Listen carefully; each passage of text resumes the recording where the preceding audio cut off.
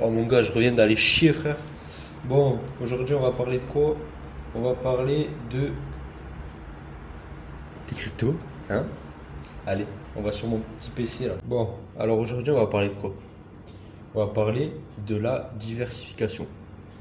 Et on va voir bien. Alors, qu'est-ce que tu as entendu déjà, toi? Tu as entendu qu'il fallait diversifier ses investissements, que pour protéger ses investissements, en gros, il fallait diversifier. Moi, je pense pas ça. En gros, le marché, il est imprévisible.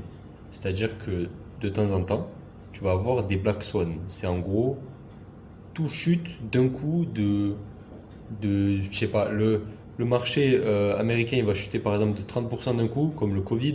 Ça, c'est un black swan. Et les cryptos, elles vont prendre des chutes de moins 70%, tu vois. Donc, on peut pas prédire, c'est imprévisible. Ça peut arriver à tout moment. Demain, il y a une guerre nucléaire, je sais pas. Il va y avoir un black swan. Voilà, ça arrive. Donc, le marché, il est imprévisible. Et surtout en crypto, parce qu'il peut y avoir des black swan, mais aussi des hacks. Comme on a vu avec le hack Bybit. Il peut y avoir FTX aussi. Il peut y avoir un échange qui, euh, qui fait faillite, en gros. C'est ce qui s'est passé avec FTX. Et il y a des narratives aussi des narratifs de la peur, en gros, où tous les investisseurs se retirent du marché parce qu'ils ont tous peur. Et dans ces moments-là, toutes les altes, elles font au moins 70% à moins 90%. Il n'y a pas une altcoin qui va moins baisser. C'est-à-dire que c'est tout. Que tu aies une altcoin de 10 milliards de market cap ou de 10 millions, elles vont baisser de la même manière. Mais les gains, quand ça va monter, ils vont pas monter de la même manière également. Donc, même le Bitcoin, il fait des moins 70% et il fait souvent des retracements de moins 30%. Donc là, on peut voir sur l'année 2022, je crois, 2022-2023, on a eu une baisse de moins de 77% sur le Bitcoin. Tu vois. Donc, la diversification du portefeuille des altcoins. Donc, si tu diversifies, tu auras une même exposition à la baisse, c'est-à-dire que tu aies une altcoin ou 10, ça va baisser de la même manière, et tu auras des retours standardisés. Wesh. Wow. Tu auras des retours standardisés à la hausse. Ça veut dire que quand ça va monter, tu vas peut-être en avoir une qui va pump, ensuite une autre un autre jour, mais pas au même moment. Ça veut dire que tu vas pas optimiser tes prises de profit en gros.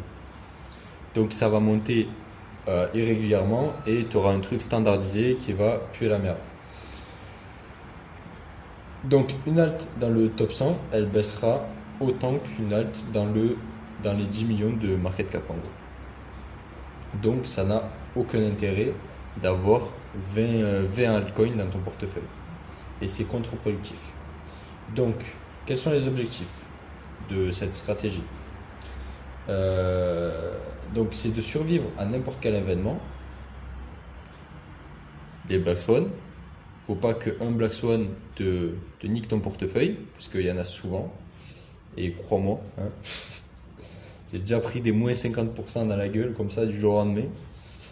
Et il faut aller chercher la symétrie pour profiter des hausses. C'est-à-dire qu'on va chercher que des gros rendements, que des gros multiples. C'est-à-dire que le gain, il surpasse le risque. On va mettre par exemple 1000 euros sur une position et on va espérer en sortir, je sais pas, minimum un fois 10. Et on va pas jouer sur des fois 3 ou des trucs comme ça, tu vois. Et on va investir sur ces gros rendements une toute petite portion du portefeuille qu'on est prêt à perdre en gros. Comme ça, on sera moins émotif sur sur les fluctuations de ce portefeuille. Donc la stratégie, elle part du fait de détenir 60 à 80% en Bitcoin ou en or, ça dépend de ta gestion du risque et de ce que tu veux faire. Moi, je fais en Bitcoin, c'est-à-dire que j'ai la plupart de mon portefeuille en Bitcoin.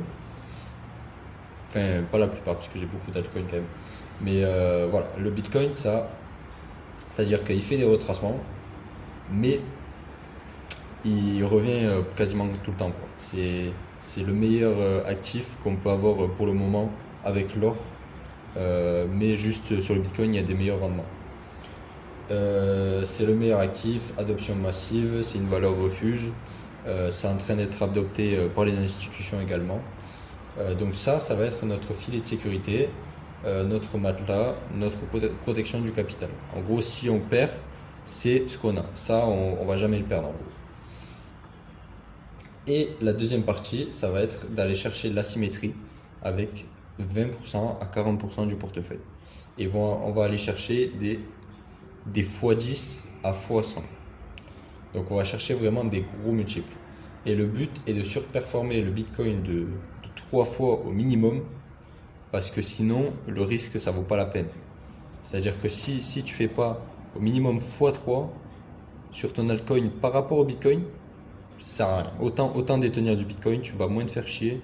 Et voilà, ça va être en gros, plus tu fais d'actions, ça on va le voir dans une autre vidéo, mais plus tu fais d'actions sur le marché, moins tu gagnes. Donc ça part par quoi? On va investir dans des projets nouveaux, dans des projets qui n'ont pas encore eu la hype.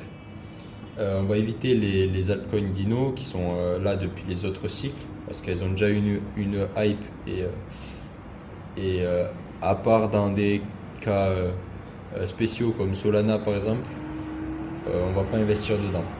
Et le but c'est d'avoir un edge, une information que les autres ils n'ont pas, soit par la recherche, soit parce que tu connais quelqu'un dans le projet, soit parce que tu peux parler avec les gens sur Discord et tu peux parler avec les gens du projet. Et voilà. Mais le plus simple c'est d'avoir plus d'informations que les autres. Et c'est assez simple parce que les gens ils investissent et ils vont pas regarder beaucoup dans le projet, ou alors ils regardent une fois et après ils regardent plus jamais dans le projet. Donc cette stratégie, pourquoi c'est la meilleure? C'est parce qu'elle maximise la survie, les gains, et elle augmente la patience. C'est-à-dire que si tu attends que ton Bitcoin il monte tranquille, et tu vas retirer un peu de ton Bitcoin pour aller investir dans les alts.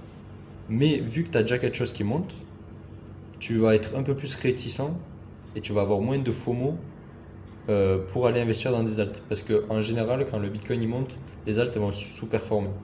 Donc ça va pas te donner envie d'investir. Et comme ça, tu vas choisir des bons points d'entrée et tu vas tu vas plus choisir tes moments où tu vas rentrer dans le marché, où tu vas DCA par exemple. Donc voilà pour la stratégie. Bonne chance à toi dans ce marché et ciao.